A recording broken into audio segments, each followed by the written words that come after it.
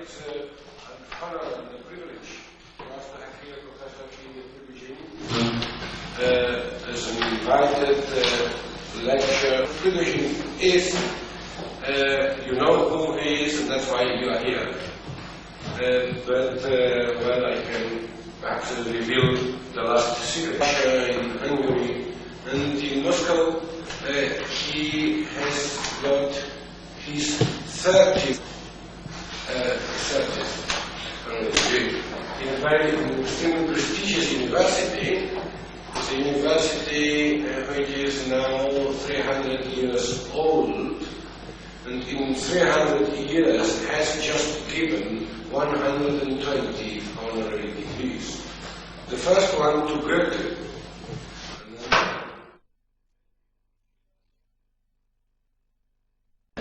Refer to the paper on Morat. Morat says in philosophy a similar thing occurs to what according to Einstein happens in physics. What is important is what is done in the way of doing it, and not what one says, and so on. And that is also true here. I mean, for a long time I was saying things, and only in the last years I was doing things from the very fundamental point of view.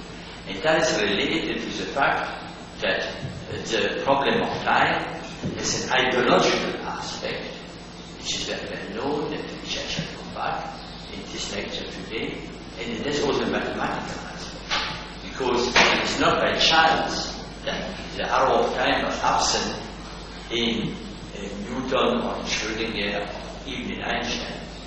You see, it's not by chance, it's because systems for which time is absent are much simpler systems. You see, you can describe them by much simpler mathematics. A different role for the past and future require a new mathematization. It requires a mathematization involving generalized functional spaces and a lot of mathematics, which I had to learn myself. And I'm very glad that Professor Prigogine is me, because I learned a lot of things in discussion with him, and also my other co-workers, Hiroshima and Yaba. It happens that there are 3 Japanese involved in the last developments. Yazaki, Hiroshima and Yaba, and Tomio Piotrowski was half a Japanese. And also other people like Antonio. So in a sense, to really give a fundamental mathematical presentation of systems for which past is different from future, you have to go to very modern mathematics, functional analysis and so on. Now I have not the slightest idea what is your mathematical background. So I shall be rather careful, not jump too rapidly. I shall present it in a way which is not the historical development, but more pedagogical presentation. The pedagogical presentation which I shall use is to go from ideology to technicality. In other words, I first present the ideological arguments. Now the ideological arguments are of course always limited, because you say it's likely, or you have to do this, it is in this direction that we should go. But that is, as you said, that's what you say, and you have to show what you can do. That's a very big difference. And in a sense, my older books, which have been translated in Spanish, like the presentation, which I shall use, is to go from ideology to technicality. In other words, I first present the ideological arguments. Now the ideological arguments are of course always limited, because you say it's likely, or you have to do this, it is in this direction that we should go. But that is, as you said, that's what you say, and you have to show what you can do. That's a very big difference. And in a sense, my older books, which have been translated in Spanish, like the books which are translated in Spanish. And you will see that I speak about phenomenology of time and of the need for fundamental theory. as a fundamental theory has really been developed in the past years. And I will have a book which will deal with this soon coming out. In fact, I had a book which I had written a book. I have forgotten to take it or yes. I have written a book which intended to speak about this, and then the theory was changing so rapidly that I stopped the translations of this book. I don't know if translation appears already in Spanish, but I stopped it in English, in German, and so on. And there will be now a new book which is called Time, Chaos, and the Quantum, which will contain this. And then also I wrote a number of reprints which we make in photocopies and so on.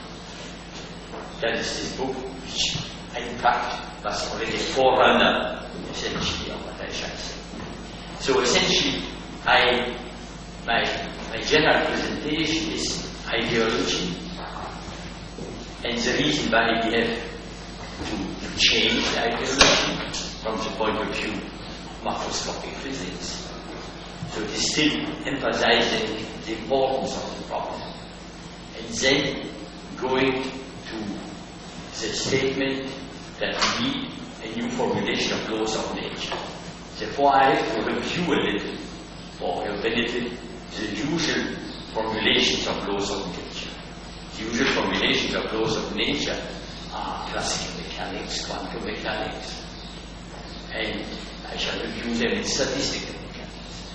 And then I shall emphasize what is a new formulation of laws of nature, what is its mathematical form, and I would like just to say that the result will be that we need representations of the operators of motion, and I shall explain this, which are complex and irreducible. That is, you come to situations which we can only describe on the level of statistics. In other words, the new formulation is that laws of nature are not given by certain, but what is possible. And therefore, they are only you can only formulate them for ensembles, not for individual trajectories or for individual vectors. So they are statistical laws. And the reason why they are statistical laws is related to the dynamic characteristics, and that is generally called chaos. There's a word chaos which I shall use, will be used first in the simple usual sense, which I shall explain, but then I shall use it in a much more general sense, referring to modern theory of intelligibility. So essentially, it is for a large class, in fact a fundamental class of laws of nature for which these concepts are applicable. And therefore it is really a big change in the outlook on nature. Now the problem of time is a very strange problem. You see, because on one side you have, before going even in this, you see, before in detail, on one side you have the people who say time is a characteristic of being. You read Heidegger or you read Whitehead, creativity, I shall come back to this. Creativity is really the main characteristic of our universe. The going from one state to another. That is the main characteristic. Creation of novelty is the main characteristic. That is Whitehead's theory. Heidegger's theories, of course, basically also the importance of time, as time being really the characteristic of existence. And the same is true in depth, of course. And all this, in a sense, emphasis on time can be opposed to the emphasis on time as an approximation, as a consequence of Newtonian physics, Einsteinian physics, or Schrödinger. Therefore, about time, you have the most varied views. The most varied views. You have really, I would say, the splitting of the intellectual community of the Western world in two groups. You see, in one side you have the philosophers of course, time going on, become more and more timid and shy because they have been beaten on the head many times. You see, when Bergson tried to discuss with Einstein, Einstein showed immediately that Bergson has never understood theory of relativity, which was true. But on the other hand, Einstein has never understood the point of view of Bergson. I shall come back to the discussion between Einstein and Bergson. And he has never understood what Bergson had to say. And therefore it was a dialogue of sewers, you say, of dead people. And this dialogue of dead people, the reversibility, is an approximation. When I published my book, the New Allianza, then there was a review of my book in Physics Today, I think, by a very distinguished cosmologist. And the title of this review was, "Is reversibility a fundamental property of nature?" It's the first sentence which I remember because it was strong, was saying everybody in physics knows that the reversibility is not a fundamental property. The only dissident voice is by Professor Prigogine, and his science seems to be intermediate between normal science and voodoo science. But you are very distinguished people. For example, Ruel has a book recently on chaos and chance, and he says the same. Fundamental laws are time indifferent. No difference between past and future. The only exception is Professor Prigogine, who for whom this is a more fundamental thing, but he says this for ideological reasons. So essentially, you see how sharp this is. And in a sense, I want to say that the point of view which I shall explain to you is really a very progressive, has been very progressively achieved. My starting point of view was the usual point of view. I mean, in my first book on non-equilibrium statistical mechanics, I tried to derive non-equilibrium from dynamics. I introduced a lot of new methods to describe the behavior of many body systems as the dynamics of correlation, and not only me, that was a result collected for alpha, which many of my co-workers at this time, you see, they score a very distinguished physicist, but no contributed quite a lot. But the idea was to deduce the reversibility from ordinary dynamics, or many body dynamics, of course more complicated, but it's still ordinary dynamics. It is because this essentially failed that I had to go further. And essentially, I was just forced to think that the only possibility is to extend dynamics, not to deduce reversibility from ordinary dynamics, but to extend dynamics. And this became possible over the last years, especially because of great progress done in dynamics, which has shown that dynamics is a much more complicated field than it was shown before. Chaos theory, Kolmogorov laws, and so on, to which I shall come back in my lecture. Now, let me say a little how I see these lectures, as we are very few people.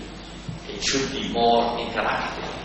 Therefore, I have not the slightest idea. You may be very, very great mathematicians, or you may know mathematics very little. I don't have the slightest idea. Therefore, I mean, the level of my lectures, I start very simple.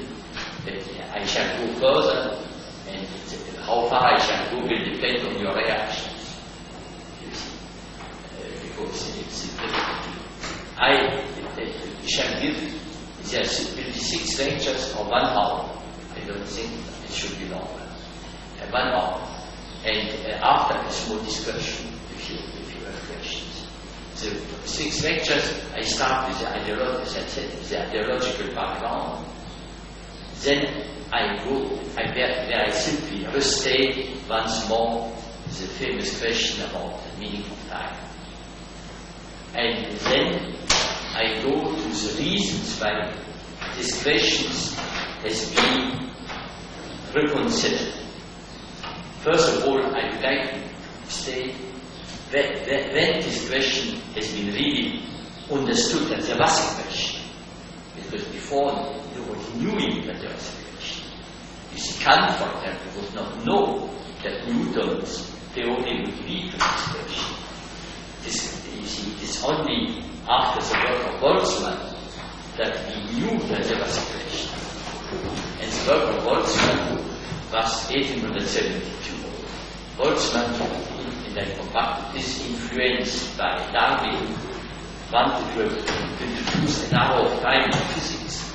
He believed that everything that could be understood in it could be matter. And he was not the only one. Pierce in America tried to say it was considered to be completely crazy and prevented from teaching.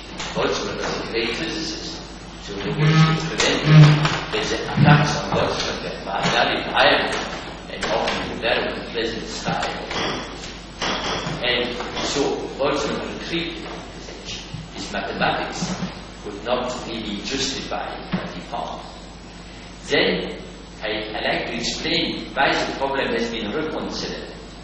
And I think this is also very interesting from the point of view of history of science. You see, because history of science is unpredictable.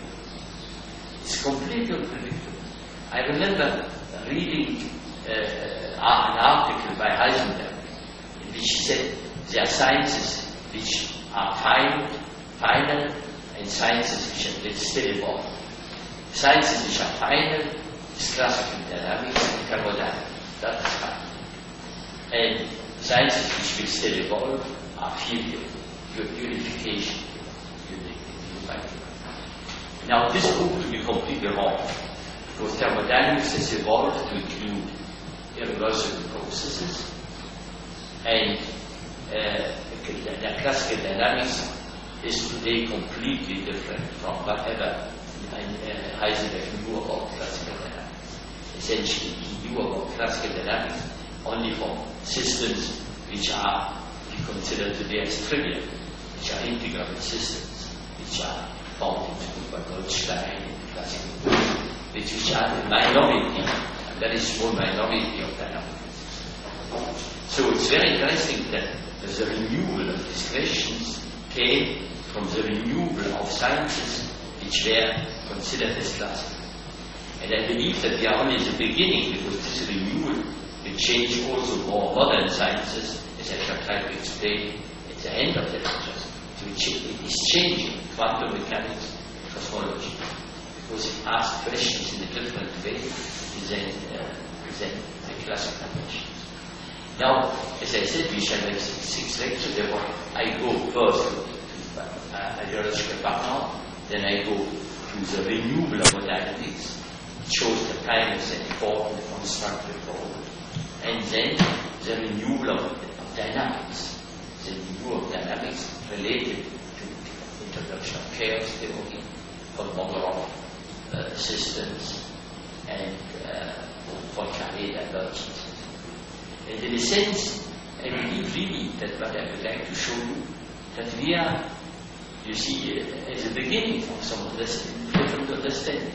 As we come to the end of the century, you see, then we speculate what is the future of science. You know, that's a question which has been discussed by many people. Years ago already I read in a very nice series of lectures by Richard Feynman that he asked always the question, can we continue to discover things? Because after all, that was a little after the theory of renormalization, and so giving a consistent view on quantum electrodynamics, consistent to some extent at least. And so he was very satisfied with this, because the calculation quantities is 12 digits. And then, can you do more? And therefore he said, he discovered so important things that it's impossible to continue to discover such important things. Because after all, the universe is final, and we have already done so many things. And the same idea is expressed in the well-known book by Hawking, which I hope you have read or looked at this. It's easy to understand that from this book by Hawking, The Brief History of Time. He says we are in the end because we have now cosmology, we have the possibility, he has a theory, despite the way we have ever since, no boundary conditions for the beginning of the universe. And therefore, he says we shall be a little more and we shall read the mind of God. And when we shall read the mind of God, there will be not much less, not much left to do, I think. So, many outside theoretical criticism find that all the rest of the book would dreams of the final theory which just came out. And Lederman has written the book God's Particle, once we shall discover the Higgs boson, then everything will be understood. He says we shall have, but I believe that I believe just as often. In other words, that we have still to understand the complexity of becoming. And after all our universe is a universe of becoming. Not only the biological universe, not only the human universe, but also the physical universe. And this strange bubble which explodes at some time 15 million years ago, for reasons which we shall discuss later. And then it's a body. It's a body. It's a matter which we see today.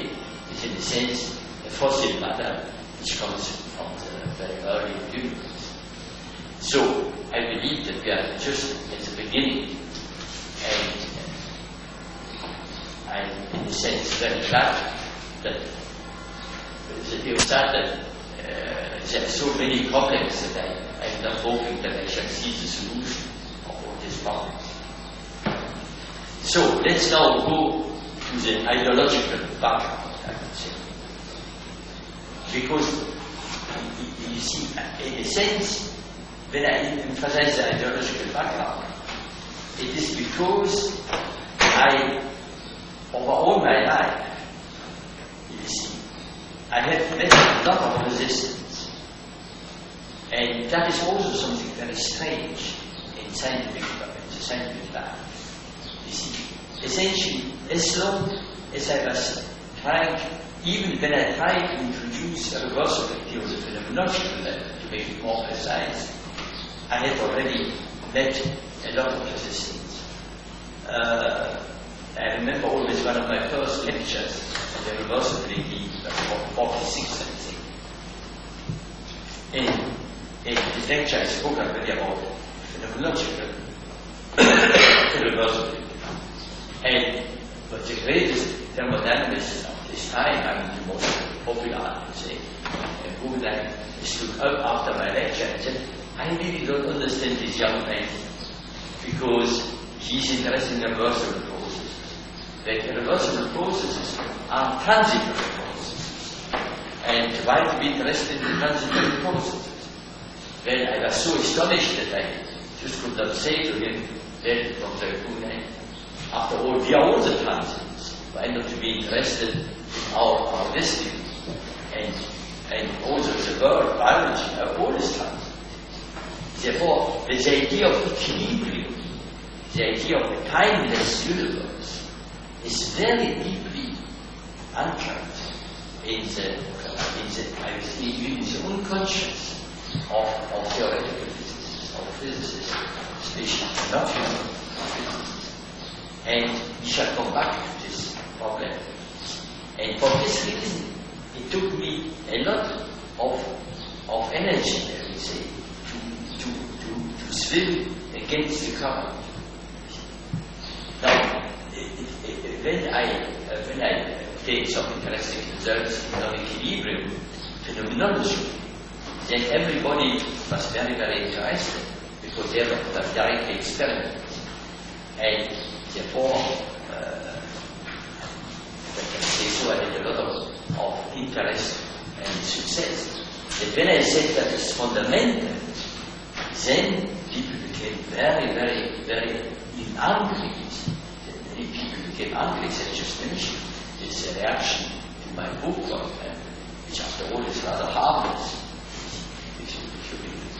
and it is very characteristic of this attitude. So in a sense, I was obliged, you see, because what is your reaction? That's all of science is related to that. What is your reaction again in front of criticism? I mean, you cannot dismiss them too lightly, and you should be very careful. If you dismiss them too lightly, they go in the wrong direction. If you accept them too rapidly, you can destroy them. So, science is really a very difficult profession. And especially theoretical science is a very, very difficult profession. I don't know if I will start again my life from a theoretical physicist because it gives you great satisfaction. It creates attention. It creates attention. You have to be all the time open and closed at the same time. Not at the same time, but in successive moments. In successive moments, you have to sometimes to be very open to hear and to understand that if you say something which is criticized, that means something is not yet clear. It's on the other hand, you have to be sure that you are not doing things which are impossible. And that is something very difficult. And over my life, I have been very, very disappointing experiences because you see, science is progressing in steps. And when I came to some step, you see, on my cohort, I always worked together with people. Because, and there are many reasons for that. See, one of the reasons is that I'm not a mathematician. Therefore, I have to learn mathematics. And I learn mathematics through interaction with young people. And the other reason is also I'm very diffident to my own reaction because, you can easily dream about results and think that you've derived things while you've not derived. In other words, you can become so subjective that you think you've derived something, you have not derived something. So it's very important to work with other people and to have the criticism of other people. But on the other hand, when I arrived to some result, I found it only a critical step because the main aim, which is the mathematization of time, finally, was not yet achieved. But often my young co-workers, my young colleagues said, you cannot go further. It's impossible. It is just that it cannot go further, actually, some examples later. And therefore, essentially, the history of what I tell you is a history of successive steps. You see one step, and then some waiting time, some step, some waiting time, because essentially, every time, the mathematics, something was still not clear. See, was still not clear. Because to introduce a reversibility to the basic level is really a big change. You shall see, but it's a big change. The mathematics, you see, usual mathematics is a geometry. A geometry in vector spaces or geometry in the visual space, like Hilbert space. And in the frame of this geometrical approach, or Riemannian approach, there is just no difference between past and future. You have not the right mathematical frame to make any distinction between future and past. And of course, in Hamilton's equation, there can be no difference between future. So in some way, you have to go beyond this type of simple mathematics. As I mentioned, you need new mathematics, and that could only be achieved slowly. Very natural. Okay, so in a sense, if I so much about the ideological background, it is because of the influence of the medium, which was always saying to me, you are trying to do impossible things. You are trying to go in a direction which is absolutely out of question. And that is the reason why I read Kahn in my book,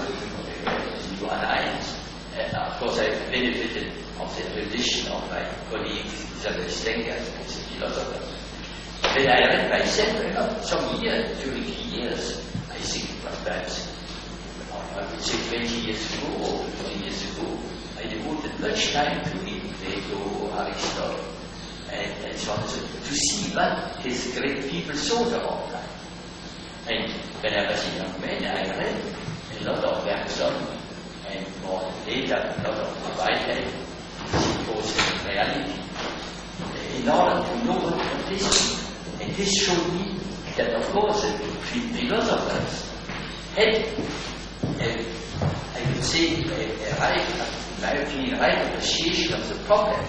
In fact, since Aristotle, many philosophers, not all, of course, in disagreement with Spinoza, but in agreement with Whitehead or Aristotle's analysis of that, with Heidegger's analysis of that.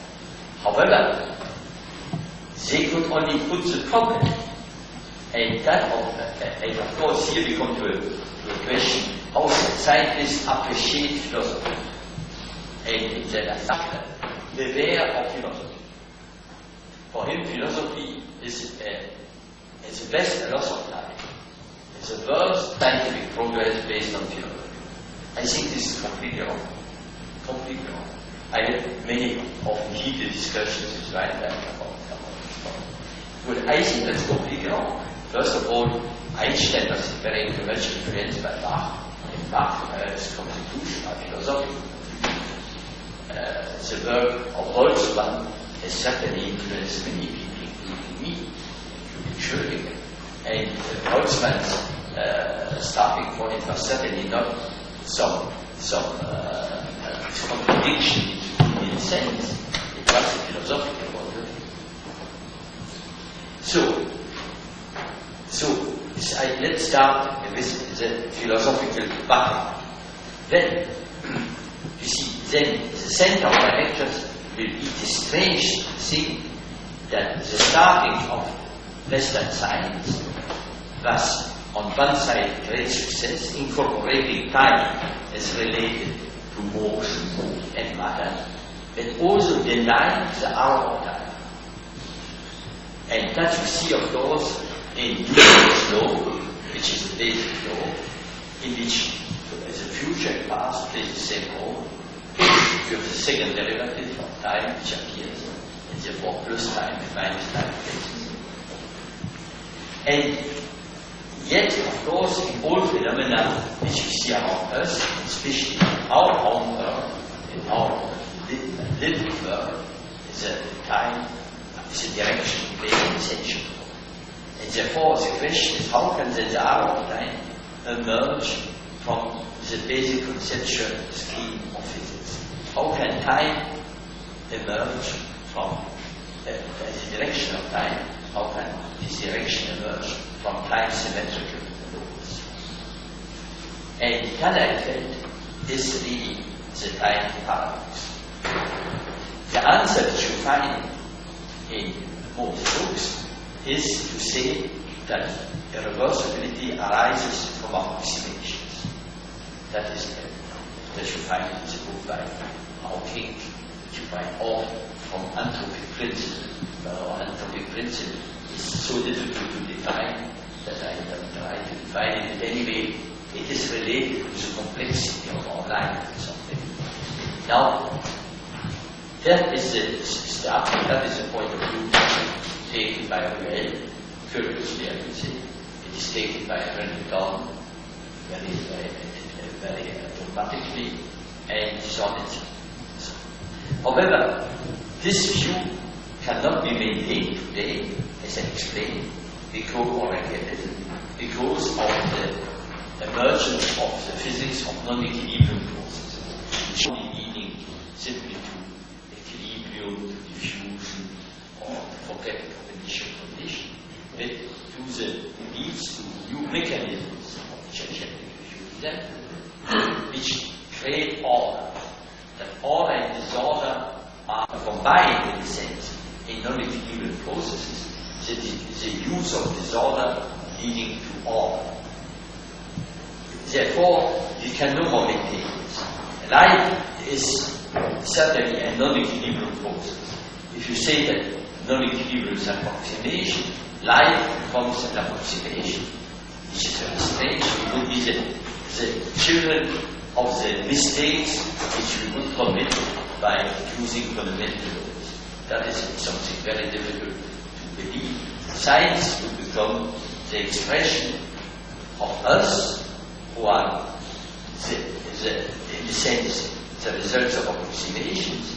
Then how to believe our science when it's denied the other of that? To come to a kind of logical paradox. So certainly we have to consider what we call the laws of nature. Now, as I mentioned, the laws of nature have a historical background, and this historical background is a theological background, because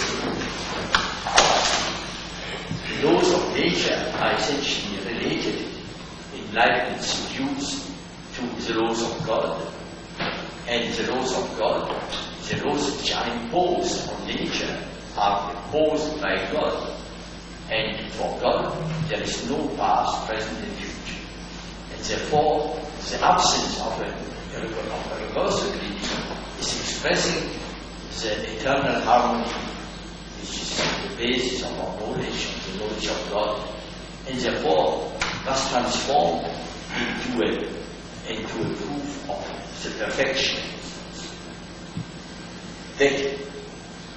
And this, in a sense, comes also close to some views of Plato, who is linked to truth and reason.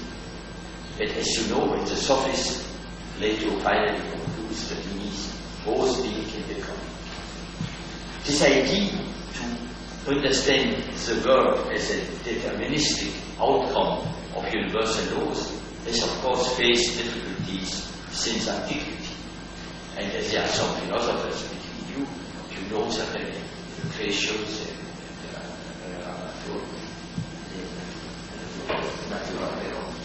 and you know the Clinamen, and you know how beautifully Lucretius stated this, when the first bodies are being carried downwards by their own way in a straight line through the void, at times quite uncertain places, they swerve a little from their course, just so much as you may call a change of direction. And this Clinamen was necessary to create novelty. And I was always impressed by the fact that 2,000 years later, we read in the paper of Einstein dealing with the spontaneous emission of light, the time and direction of the elementary processes are determined by chance in spontaneous emission. I found this always a rather remarkable coincidence that with an interval of 2,000 years, you find the same remark that you need some determination, some events. And by the way, it is amusing to read Einstein's paper, because Einstein was, of course, a strong supporter of determinism, and therefore he, after saying the sentence, apologizes and says that is only preliminary. Finally, we shall have a deterministic theory. In the absence of a good theory, I present my phenomenological theory. Now, this phenomenological theory has given rise to lasers, has given rise to other optics, and was extremely important. Now, then the question is, how can we incorporate events? And this implies a fundamental modification of the formulations of laws of nature. And as I mentioned, this is today possible because of the unexpected change of view on dynamical systems. For 300 years, since Newton, or 200 years, since Newton, that means 100 years ago, it was considered that all dynamical systems are alike. You can write the differential equations, and then the rest is only technicality. But 200 years ago, Poincaré gave you kind of general overview, then we shall come back to this. And Poincaré showed that there are integrable and non-integrable systems. And the difference is essentially that for integrable systems you can eliminate interaction, while for non-integrable systems you cannot eliminate interaction. In other words, you introduce a fundamental quantity of dynamics as the Hamiltonian, the energy frequency, the momenta coordinate, and this contains the kinetic energy of the particles which are moving around, a potential energy. And Poincaré asks the question, can we eliminate potential energy by a clever change of coordinates, by keeping still the Hamiltonian structure? And his answer was that you can generally not do it, that only for very special systems, for integral systems, you can do it. And the why you cannot do it is resonance between the different degrees of resonance between different degrees of. I shall come back to this, but I want simply to emphasize that there are two categories of systems. And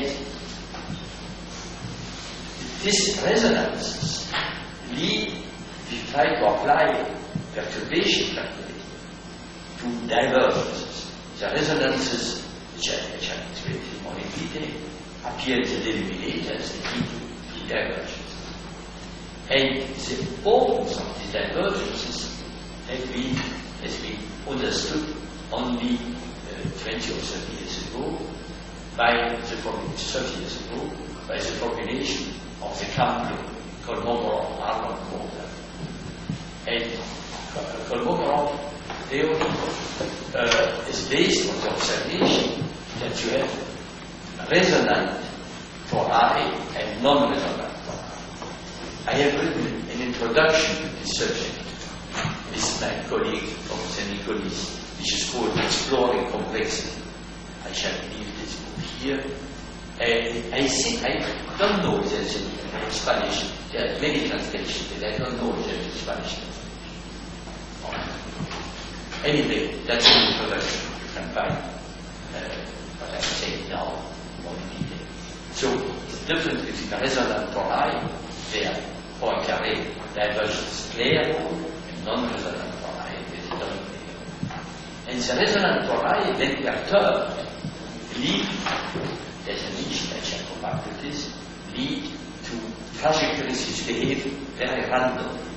When you cut the trajectories by a plane, that's called a Poincaré section, you see that the point comes through very, very unpredictable places. Really random. That's really evolution, because that shows that randomness and dynamics are not incompatible. When the system is integrable, then you have nice periodicities and so on. When the system is non-integrable, then you have randomness. And this randomness, when you look on the Poincaré section, you have points which are here, which are critical to the section. Arbitrary points, random points, and when you continue this game, you highlight the energy, you destroy the non-resonant tori, then you see diffusion, you see irreversibility. Therefore, there is a very close link, certainly, between non-integrability and reversibility. Now, in some cases, this randomness leads to chaos. Now, what is chaos? The classical definition of chaos is trajectories which diverge exponentially. When you take two neighboring trajectories, we shall take example, then these neighboring trajectories go away. Whatever the neighbor. I always say that chaos and quantum mechanics are opposite situations. In quantum mechanics, you have wave phenomena. Wave phenomena means, of course, that in some sense you have coherent processes. And if you give a classical interpretation, which of course is correct, it's just for visualization, then you would say quantum phenomena appear when neighboring trajectories are not independent, they go together. You have coherent processes. That is quantum mechanics. Now, chaos is just the opposite. The opposite. That neighboring trajectories go always away one from the other. Always away from the other. And therefore, you have very high irregularity.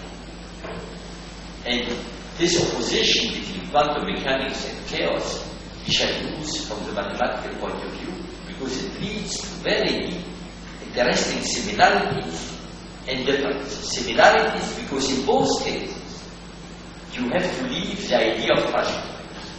Because trajectories, to speak about the trajectory, you would need infinite precision of the initial condition, because if you have an initial cloud, you go in all directions, you can only have a probability distribution.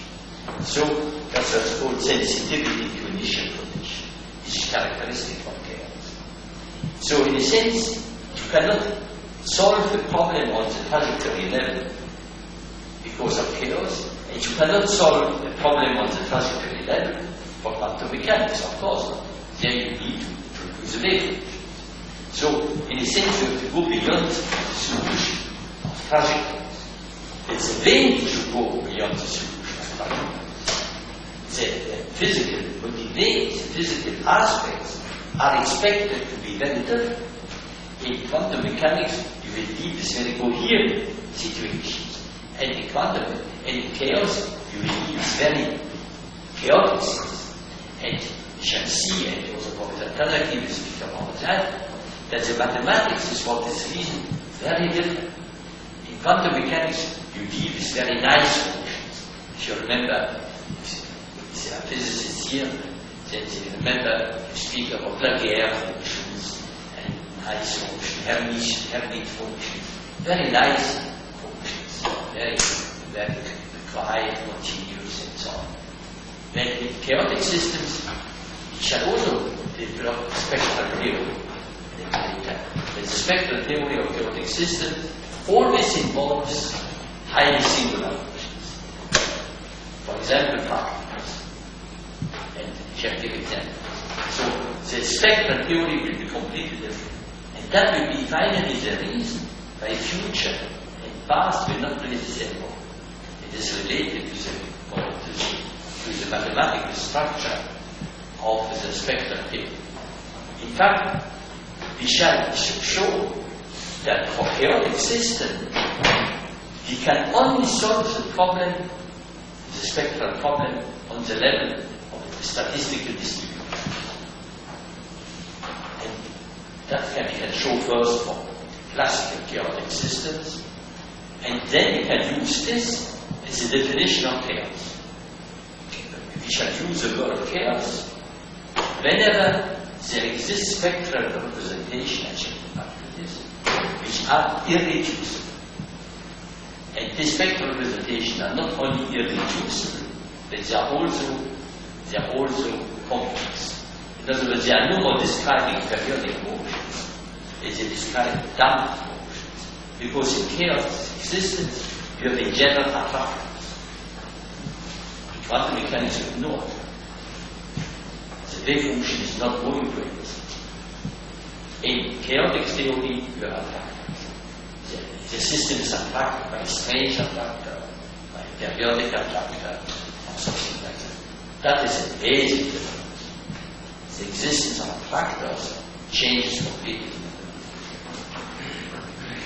And therefore, there are both similarities between very general, and leads to what I like to call a third formulation of laws of nature. What do I call by a third formulation of laws of nature? The first formulation of laws of nature is in terms of trajectories of wave function. That is, you can express the history of the world in terms of individual trajectory. You would speak about the wave function of the universe, or the trajectory of the universe. A second point of view was developed by Einstein and by Gibbs in the theory of insanity, statistical insanity. They introduced this in order to go to thermodynamics, in statistical distribution, to speak about thermodynamics. That is the human equation, the statistical sample, canonical distribution. But these representations are reducible. In other words, you can apply the statistics of gives even to an individual trajectory. You will not learn much, you simply come back to trajectory theory. Quantum mechanics, you come back to wave function theory. Therefore, your first formulation of laws of nature in terms of trajectories or wave functions or relativities corresponding IDs, or then you have the formulation, the statistical formulation, which is reduced. But in chaos, by definition, you have a statistical theory which is irreducible, which you cannot apply to individual time, and which contains the arrow of time. Therefore, the arrow of time will always be related to a statistical insight. In other words, arrow of time, evolution is always evolution of populations, never evolution of individual time. In other words, you come a little in a more general context to Darwinian ideas, because essentially Darwin defined biological evolution on the level of species, not on the level of individual animals. It is on the level of species. And in the same sense, when we speak here about evolutions, the evolution of population. That's what very mathematical. And the evolution of population is very natural. After all, we are in a different society today than the time of Plato or Aristotle. It's not because the people are different, because suddenly Plato and Aristotle are suddenly more clever than anybody present, you see. But it is a relation between the two introduced which have changed. The institution have changed. It's a different social world. That is what we find essentially. Now, therefore we go to a description of nature which is richer. You cannot reduce the description of nature to single trajectories or to single label. It contains ensembles. You cannot reduce further or verify mathematically, as I said, to which we shall come back. Now, this is, of course, a great importance, not only for the time problem, but for mathematical problems, for quantum mechanics. In the sense that here we have a theory of probabilities which is not expressing ignorance, which is an absolutely objective, which is an objective theory, closed, based on probabilities. You cannot go further, and its probability is still complete. So it is different from the classical idea of probabilities, which introduced probability as a result of ignorance. Here, the realistic theory of probability. So this is, first of all, very interesting for the mathematics. It is mathematization of arguments from the physical point of view. You can, of course, always define probabilities, theoretic probabilities, by Kolmogorov approach or ensemble approach. There are many things in which you say that I define probabilities as ensembles, so property. But then when you say why you speak about ensembles, you say because I cannot go further. I cannot speak about individual things, I don't know them. If I speak about probability of throwing the dice, then this probability comes from the fact that I assume that it's a random event. In fact, it is not always a random event. If I throw a dice, I have to give a rotation on angular momentum. If I throw it from a too small height, it is a deterministic event. If it's very high, then it becomes a random event. And that's very closely related to a problem which we have discussed, which is the Louis shift. This essentially comes from the fact that, you see, when you have many rotations, then there the angle will be, it becomes constant, it becomes chaotic problem. So, you can, the idea was that probability comes from our ignorance.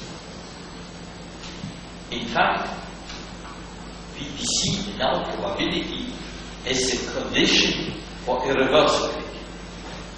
I would like to say that somebody who has seen this qualitative is pointing out. He said, our world is reversible. It seems to indicate to me that it must have some probabilistic foundation. But then he was afraid by his own idea. He said, oh, that is a very speculative idea. I shall not go on with this.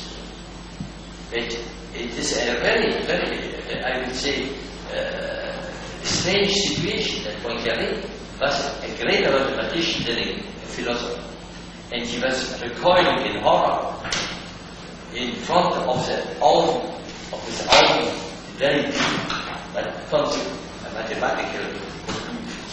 For example, he would write, what is the meaning of the first and the second law of thermodynamics? Then he would say that in a deterministic world, they cannot have any meaning because everything is determined can be in addition to the first and the second law. But in a statistical world, then they would have a meaning. Therefore, probably that's a good argument to have a statistical description. But then he said that statistical description means that it comes with freedom. And that is something which I leave for the philosophers or something like that. I go back to normal physics. And in fact, of course, here there's a problem which I ask it very often to me when I speak about reducible statistical theory. You imagine freedom in the sense of ontology. That is not my problem. I shall not answer questions relating to the ontology of nature, because that is really not my problem. I speak about science as made by men or men, and the consequences of mathematization. But I cannot answer the question if nature is or not free, or is or not determined. That goes beyond my horizon, and I shall not be able to answer these questions. So, let me say, what are the aspects? The aspect is first of all, trying to solve the time paradox by basing nature on this new formulation of laws of nature involving chaos. Second paradox, first aspect is as I mentioned, the mathematical aspect, which is the realistic theory of probability. Then we come to a realistic interpretation of quantum mechanics, because essentially quantum mechanics was always based on duality. And it's very interesting to read von Neumann's fundamental book, Mathematical Foundations of Quantum Mechanics. There he has introduced first the Schrödinger equation, and then he says that cannot be enough. That cannot be enough because Schrödinger's equation doesn't introduce the direction of time. And then he says, then to introduce the direction of time, the only possibility is to refer to our measurements.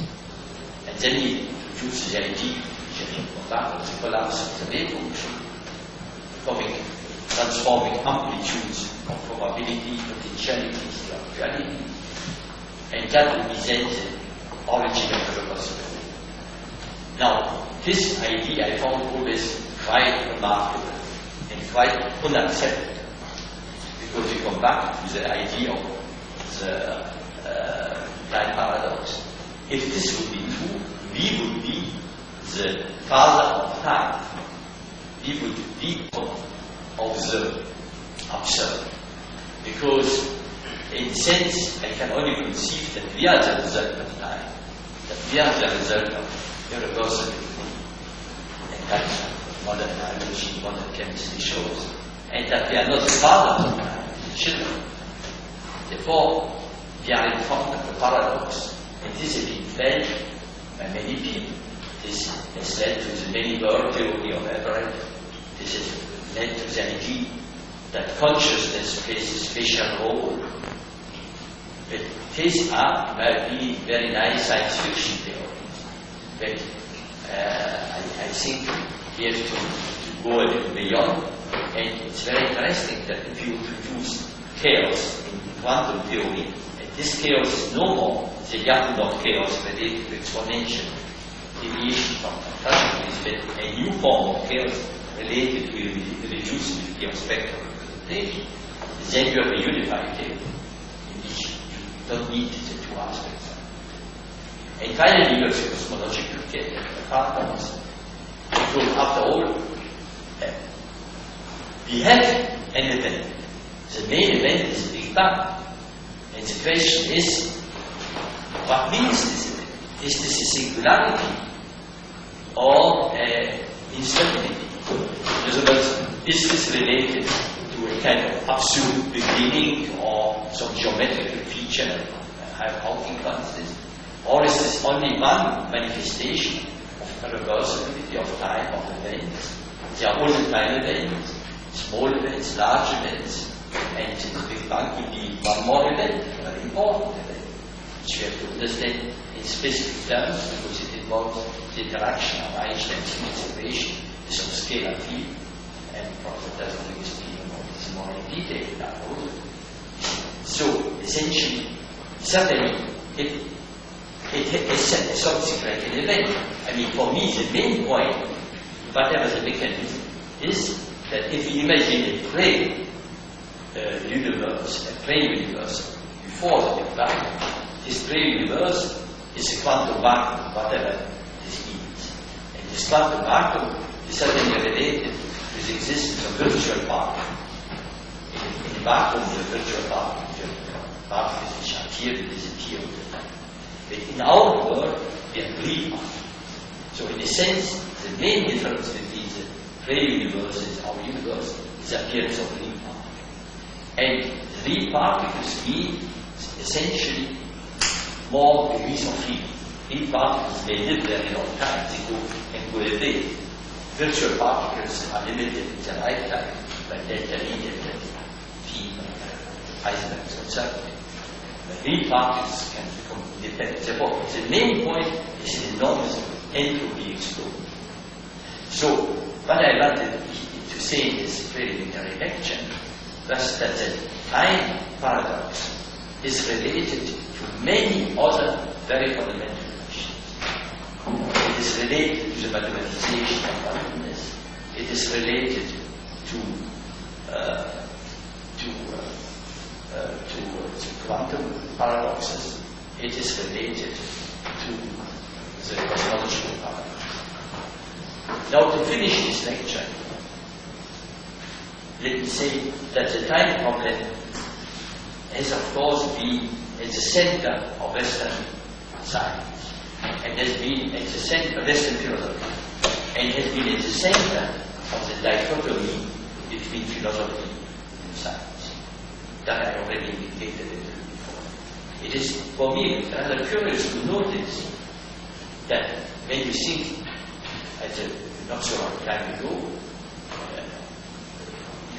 this Heidegger around Bergson, Whitehead, Einstein, and curiously, they all agree that reversibility is not an object of science. Einstein, because he believed, accepted that at the very end of his life, I shall come back to this later, that introducing the arrow of time would introduce a subjectivistic element. And therefore we have to avoid it. The now would be a subjectivistic field. There's, in my book, From Being to Becoming, I summarized, but as now become very popular, the correspondence between Einstein and Bessel. This was the old friend, and Bessel was all the time asking Einstein what he thinks about reversibility. And Einstein was answering all this. Reversibility is our human illusion, that science has to go beyond this. For Einstein, doing science, as he was to go like to the mountains, to leave polluted towns, fortunately Girona is not very polluted, and to go to the mountains. And he said, scientists are people who want to leave the drama of time, the drama of unhappy life. They want to contemplate nature, to take essentially comfort in the contemplation of eternity, of harmony, and so on. And therefore, time was the enemy, was a thing which had to be overcome.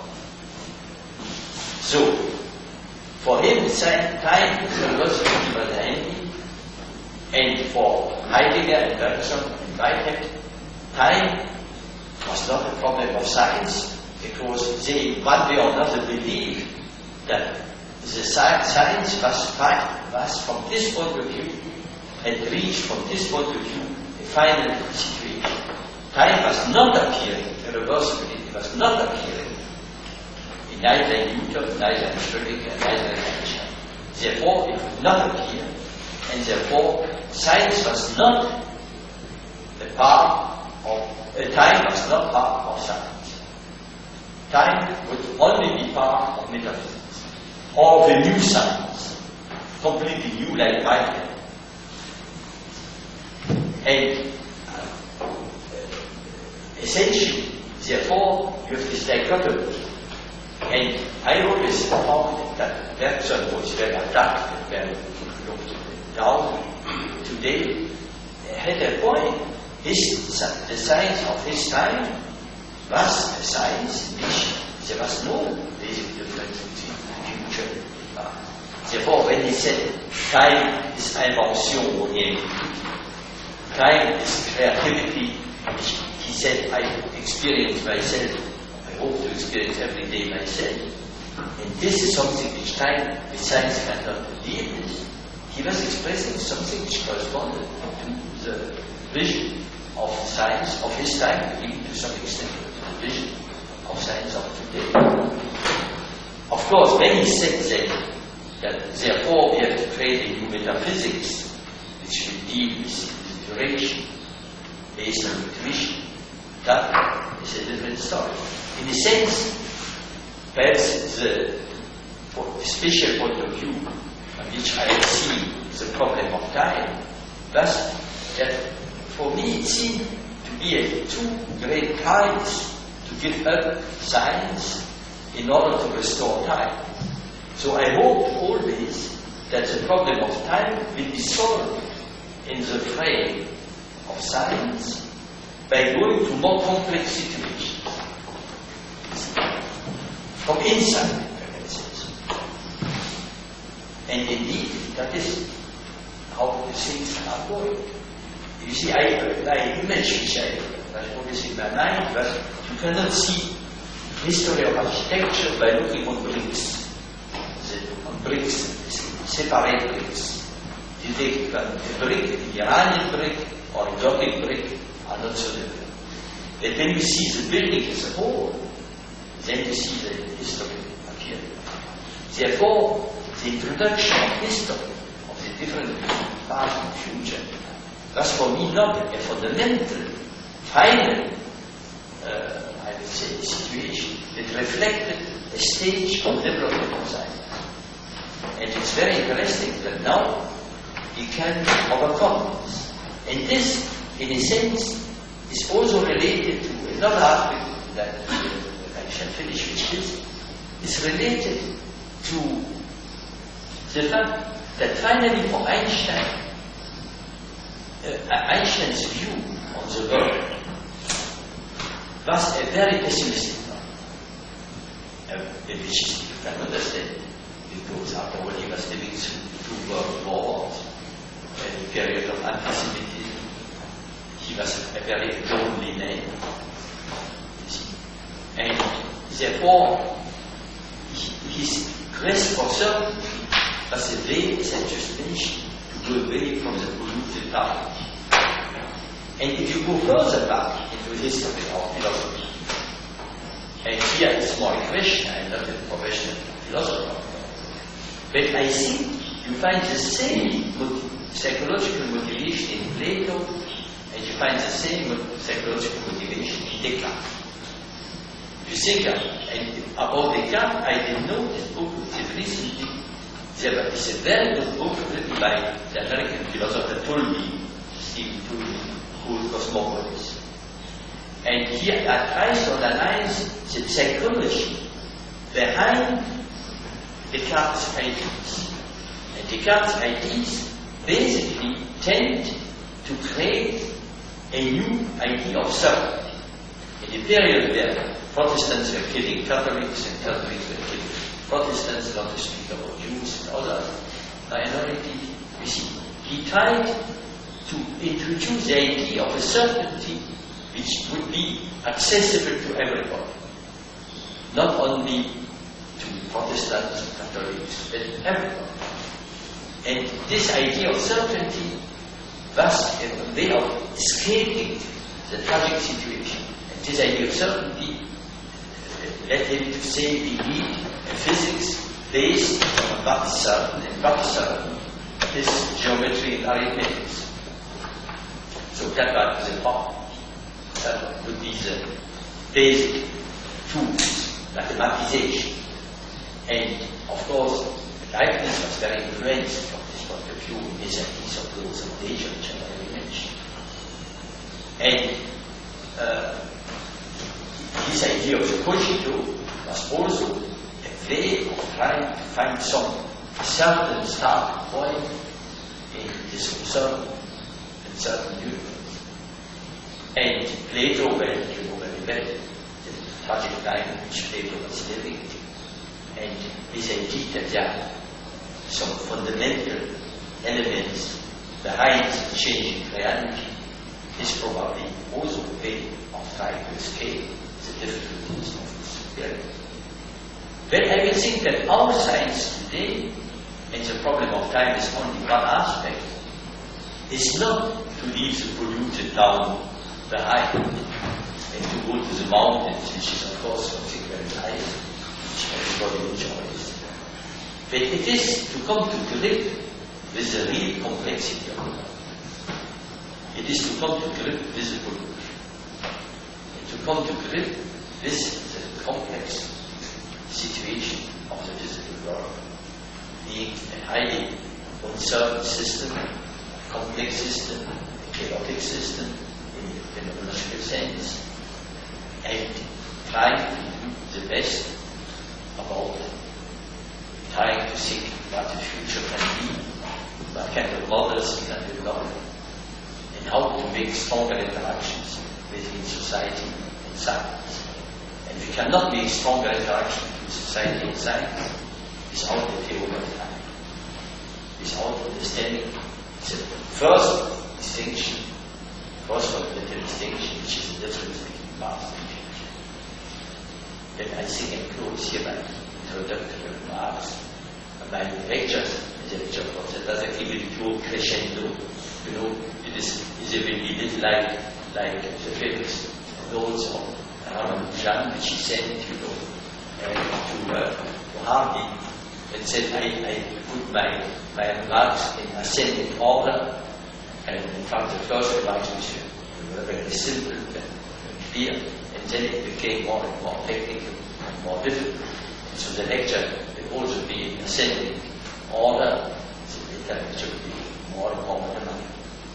But at the end, I shall still make a general conclusion, so people lost in the middle will have some chance to recover. So thank you very much. Other questions?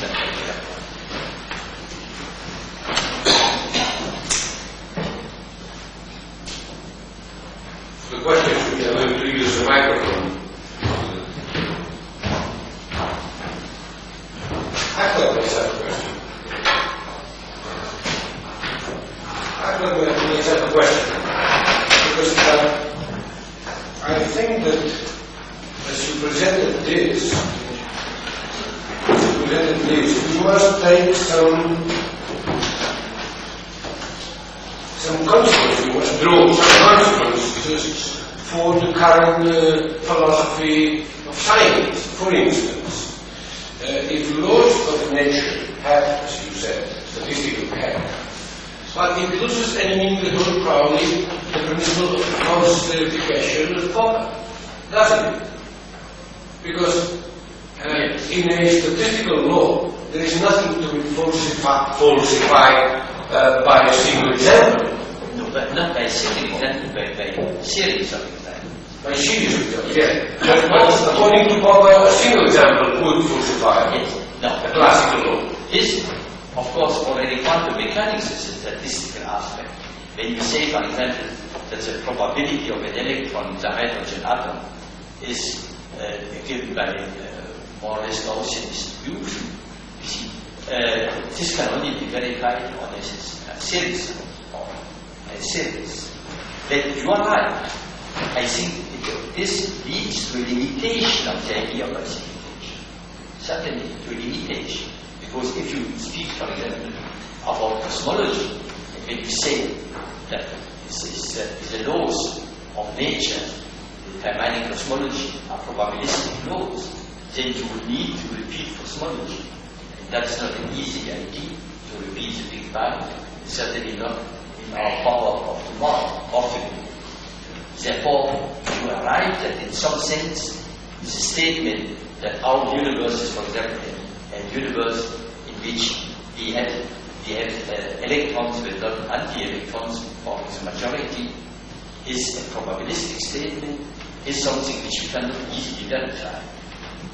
We would have to recreate, the conditions. So basically, I would say it is not destroying Popper criterion, but it is weakening. Then I've got a second question. I didn't understand quite what you said. As I understood, you said that probability is the condition for reversibility. Yes. Is it a condition or just a measure of it? No, it's a condition where because it is a measure too. No, not exactly. No. Reversibility is a qualitative concept. No, but probability. It is a measure. Exactly. But it's a relation between reversibility and probability is that if, let's take a very simple example, if the world would be made by integrable systems, for example, you would have only two-body potential motions, then in this world, future and past would play the same role. In fact, there would be an eternal present. The fact that we have a world in which reversibility plays a very important role comes from the fact that the microscopic description is based on chaotic systems. That for chaotic systems we can only predict probabilities. Therefore, the foundation of reversibility is in some sense the new formulation of laws of nature, which forbid probabilities, even without an hour of time. To play a Bernoulli game, there is no hour of time. Which is the second derivative of R in respect to T, is proportional to forces, and therefore plus T is the same as minus T. In fact, what he wanted to show in modern language is that the Boltzmann distribution is an attractor for arbitrary initial distribution. And we shall look on this many examples. Now, to the politics, because that is a long story and well known, but let me say that Boltzmann retreated. In other words, he said, well, it's true that it's not likely that there is a privileged direction of time. It is only a question of probabilities. So, in other words, he has a choice, as I like to say, he was like a man loving two women. And having not the possibility to make a rational choice. In other words, he liked very much classical dynamics. He knew very well the equations, or differential equations. And on the other hand, he was convinced that he had found here an hour of time. But how to combine it was very difficult. So he decided that probably he was wrong, there was no hour of time, but only a question of probability. And you know all the famous example that you consider here two reservoirs, and you put here 10 in 6 particles, and here you put, let's say, 5 particles, and then you can expect, of course, that the number of particles, which was very large here, will slowly go to more or less, there will be 1/2 here and 1/2 here. And you can make this more quantitative by introducing the number of complexions, that means the number of bases. You can distribute particles between the left and the right. And so Boltzmann said, well, that there is S equal K log B, and that is what is on the gravestone of Boltzmann in Vienna, you see. And so B is factorial n over factorial n1 factorial n2. And so this would be then, in a sense, the apparent arrow of time. Now I say apparent arrow of time because if you wait enough, then of course you can again have much more particles in the left than in the right. Therefore, the reversibility would be due to our lack of time to wait that the system comes back. So the arrow of time would be due to our impatience. If we would have much time, some billion years to wait, we would see again million particles to the left and 2 particles to the right. So this Boltzmann's interpretation of reversibility was, in my opinion, a disaster. In spite of the fact that it's in all books, and very interesting of course, but still it's a disaster because it seems to indicate that the arrow of time is really not an arrow, it is more a kind of convention. Things could happen in both directions, but it's more likely that they happen in the other direction. And if you see the presentation of the second law, which you can see in many books, then the second law is not at all presented as something fundamental. It is presented more as a convenience in a sense. And Boltzmann had to go, then of course, the question was why then there is a predomination of the arrow of time in our direction. And then the answer is that the original universe comes from a very lively state, and that we go into a more lively state. Therefore, all the difficulties were put into the initial condition. About the initial condition, I want also to say something, because this is often also misunderstood. You see, many people think that the equations could be a reversible equation, that the solution of the reversible equation would break the symmetry. And in fact, that is propagated even by very distinguished physicists today, that is not what we see in nature. In nature we see equations which have a broken time symmetry. It's not only that the solutions have a broken time symmetry, by the way, what means a broken time symmetry of solutions is a very vague thing, because if I take a pendulum, it makes the initial conditions, then it can go there or it can go there, there's no broken time symmetry. But if you take diffusion, chemical reaction, the equations have a broken time symmetry. They are not like Newton's equations, they can replace P by minus T. They have a broken time symmetry. So, anyway, Boltzmann watered down his concepts.